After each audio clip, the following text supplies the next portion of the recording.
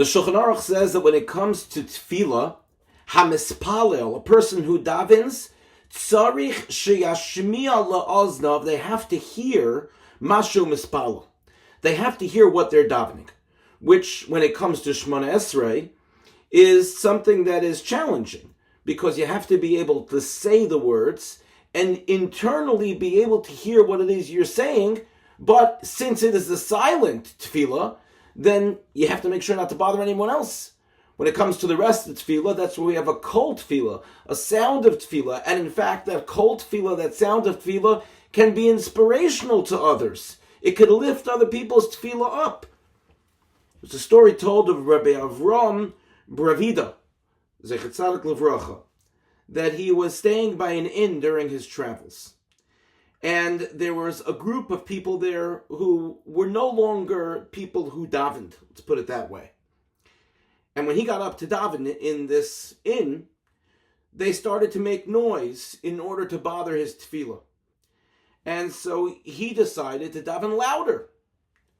And they asked him, "Why are you being so loud?" And so he says, "I'll tell you why.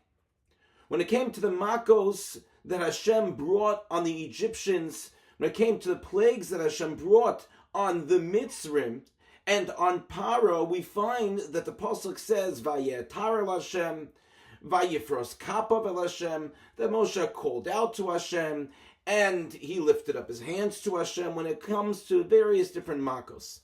But when it came to one makkah, when it came to one of the makos, the makkah of Tzvardeya, then the pasuk says, Vayitzak el Hashem, that Moshe screamed out to Hashem. And so he asked, why there? Why by that makkah, by the makkah of Tzvardeya, frogs, did Moshe scream out? So Rabbi Avram answered as follows to these people, these maskilim, these heretics. He said to them, why? Because there was so much noise, Moshe Rabbeinu wasn't able to hear what he was saying. And therefore he screamed out so that he could hear his tefillah, so that it be answered by HaKadosh Baruch Hu. And so just as he was screaming, says Rabbi Avram, so too I'm screaming here, screaming over the noise that you're making because you want to disturb my tefillah. Because you don't believe in tefillah, so you want to disturb my tefillah so that Hashem doesn't hear me.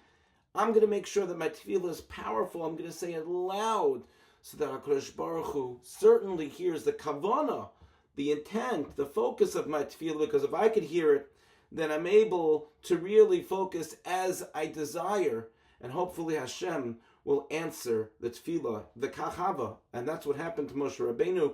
But that is why, only when it came to the tzvardeya, to the frogs, and all the noise, we know what noise frogs make, Moshe Rabbeinu had to scream. Powerful reminder for us about the importance of tefillah, the importance of kol tefillah, hearing what we daven, being inspired by the kol tefillah that we hear about around us, and also being cognizant of others who are davening nearby, whether in shul or even at times at home, when we see someone davening, to make sure that we don't make noise and disturb them, but instead respect others who are davening so that their tefillah can be focused, can have kavanah, and can Emir Hashem be answered by Hashem. Thank you for listening, and have good Shabbos.